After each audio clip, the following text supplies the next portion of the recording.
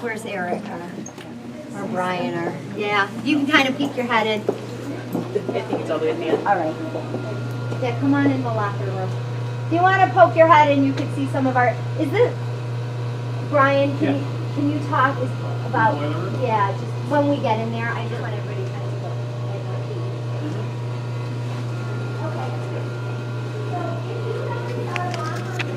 The location of this locker room is less than ideal because the students come in the locker room to change, our 6th, 7th, and 8th graders, but our gym is located on the other side of the building. So they have to change here and then they exit through the door that we just came in. They have to go up that narrow hallway, they have to go through the multi-purpose room, down the hallway, past the district office to get to the gym. So the location is not ideal.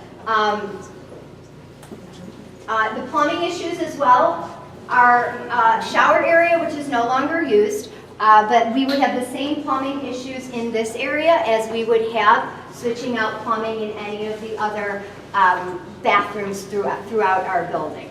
Additionally, in this room, there is no ventilation, which is a life safety concern that needs to be addressed. You know, after several junior high boys have made their way through here after gym class, it's just nice we're doing our tour in the evening because there is no ventilation. We are going to walk through the girls' locker room and then exit through the girls' bathroom, which you'll notice as well. Really not much has changed in there since those have been built, you know, over 50 years ago. So we're going to walk this way through the girls. And you'll also notice that these locker rooms, keep walking, these locker rooms do not provide proper clearance for a person with disabilities. If you have a student who's been injured, who's on crutches, or a student who's in a wheelchair, they aren't provided with proper changing facilities like all the other students are because you just can't get in. This actually our entire building. We did have a student not long ago who broke his ankle, and he, on crutches, you know, he had to kind of hobble up and down the stairs, which was very difficult. He had a helper that assisted him, but it still was difficult nonetheless.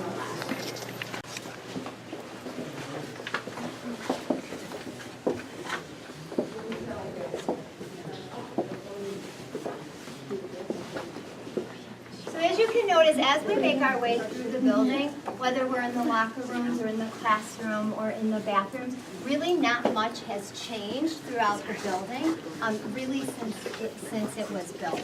We're going to go into a space that is used as our library and our media center. You'll notice the wired glass again throughout down here.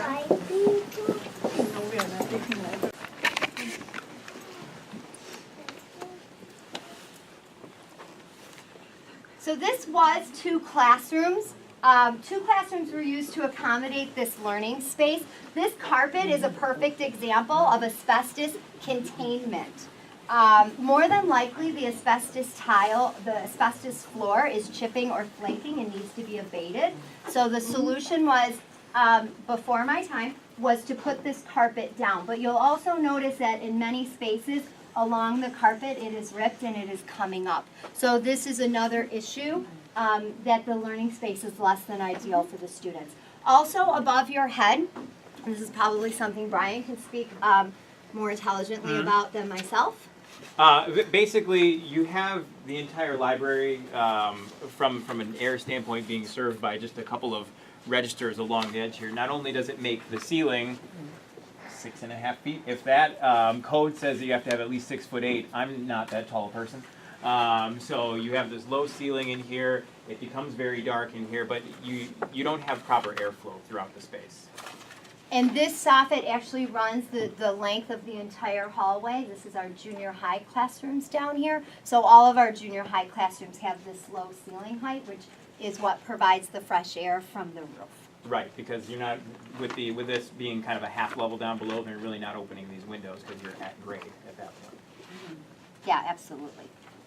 Is there any other questions that Brian might be able to answer? Because we'll make our way down. And I'll very quickly speak to, you know, we're talking a lot about facilities here. Another thing to always keep in mind is a big part of what they want to do is be able to deliver education the way that it needs to be delivered nowadays. So you think about your own town library or some other school libraries. they're doing the best they can. They're doing a great job in a space like this, but this is not a multimedia center. You know, there's some bookcases and there's a smart board. They can't do everything that they want to do and be able to bring classes in here to do multiple projects and lots of different things because of limitations of the space and what the building can't do. Thank you. Stairs, I do just want to point out that we also have bathrooms that are very similar to the bathrooms that were on this end. We do have bathrooms that are in this end as well. They look pretty much identical, and we have the same issues with the plumbing and with any type of asbestos abatement that would have to happen if we were to update them. One of the things that I don't know if I had mentioned or not, but anytime you change the footprint in any way or manner in a bathroom, then everything has to be updated to code, which is why it really prevents us from making what you would think might be a small change. We would, once we change that footprint, am I not correct, Brian? You are correct, Can you and we speak about that? have so many schools that come to us and say, we want to just put a handicap stall in our bathrooms. Can't we take out the toilet next to it, put a double side and be done with it? Nope. Because the minute you touch that and you're going to have to move the toilet up or down, you know, to be at the right height, now you're opening up the wall, you're touching the asbestos piping, everything else has to be up to date, now your sinks have to be up to date, so what seems like a $5,000 project becomes a $100,000 project in the blink of an eye, especially with these bathrooms that have 5, 6 toilets in it and 5 or 6 sinks. Yeah. That's just the reality of it. Bathrooms are tough.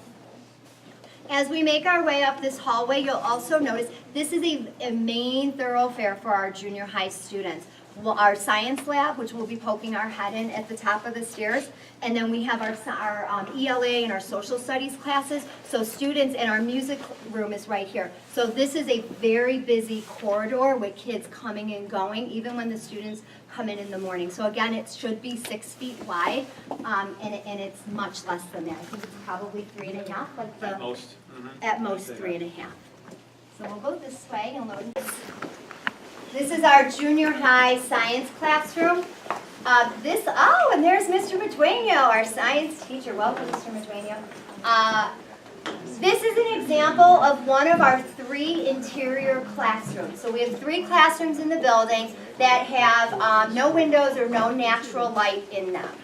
This classroom is also, not much has changed in this classroom as you saw in the video with the art classroom.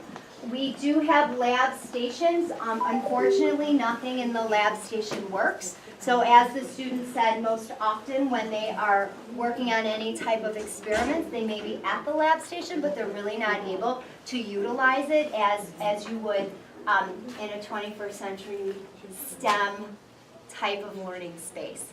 Yeah, at this point, those peninsulas with the sinks and the gas are obsolete. They're just taking up space. With the current way that most districts want to teach science or math, you'd have some perimeter cabinets that have some sinks in it, but movable furniture so you can reset the room for doing experiments. You know, if you're doing something with physics and you want to do some mousetrap cars, you can move everything around and reset the room for that. The next day you might be doing popsicle bridges and everyone needs a workspace to do that, and then the next day you might be doing something with chemistry and you need to use all the sinks and you can move the room around. These are just basically taking away valuable space in the room, and they don't work anyway. The next room is the server room, and it is impossibly small, so we're just going to walk by it and you can kind of poke your head in. But the server room is actually one of the places that the roof leaks pretty badly. So you'll notice our solution is we have a Rubbermaid container that is on top of our server, and it actually serves us very well. But it is just another challenge that we face here at Pinoy. Connectivity. Yes, that room is actually very chilly. Our director of technology often sits with his winter coat on because that room is as cold as it is. We're going to walk through the multi-purpose room. So I don't want you to get distracted. I want you to stay with me. But we're going to go to the multi-purpose room and go through so we can see across it. 2 groups. We don't want to be too tight in space. Yeah. All right. Irene, let Brian know we'll have to do 2 groups. But we'll do 2 groups. Yeah, I'll do another group. We'll do 2 because we're full. I just want to point out the piping. I just want to point out the piping. This is typical of what the piping in the building looks like. This stuff that I don't want to touch, that's all the asbestos casing that is around all of the piping. The wall is deteriorating as well, which is why it looks all rumbled. But again, we can't disturb it because of the asbestos dust and just the whole abatement. So if you guys want to file out, and then we'll take the second group. It's a big bathroom, but just to see spaces like this. How cool for you! You tell all your friends. Very exciting. Sometimes the things that thrill kids. Yeah. You're right. Yeah, it's sneaky big. You can come on up.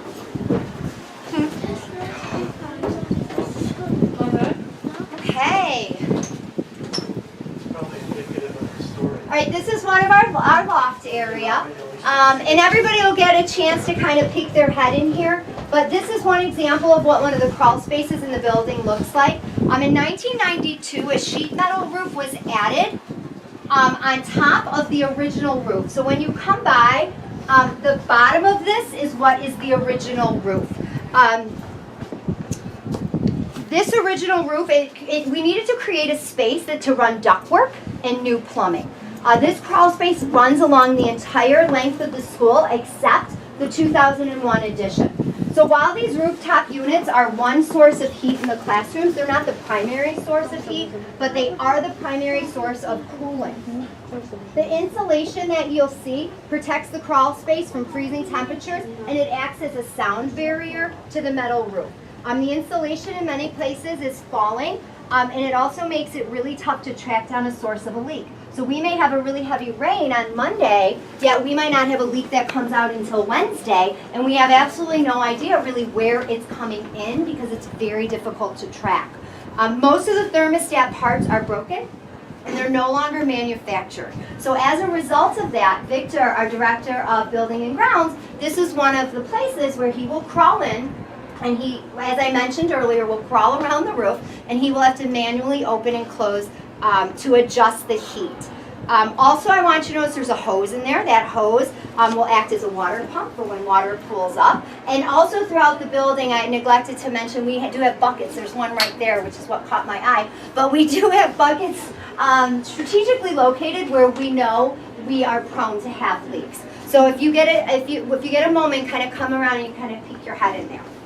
And just from what Gina mentioned, she talked about the water and the leaks not showing up till maybe days after the leak has actually occurred. The other problem with that is not only is it getting caught in the insulation and caught on the other roof, water moves a lot. So you may have a leak on one end of the building, and you may not see it for 30 feet away because not only is it falling on top of a piece of ductwork, then moving that way, then it hits another roof and runs that way. There's absolutely no way to trace it. The other thing is, this works really well for the sound abatement. It helps because we got two roofs on here. But the other problem is that when Victor has to come up here to actually adjust something, he's crawling through a crawl space, and that's just not how it's done nowadays, or even for a while with mechanical systems. Most mechanical systems are tied into a computer system so you can make adjustments from your office.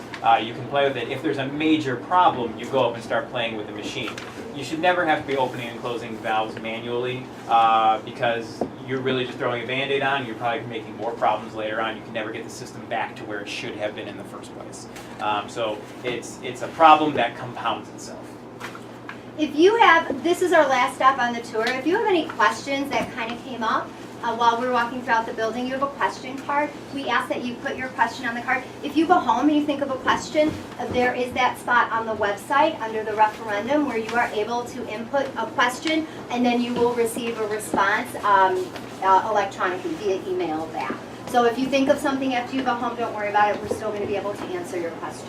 If you didn't get a chance to kind of peek your head in, please do so. And then when we head back to the multi-purpose room, you can take your seats.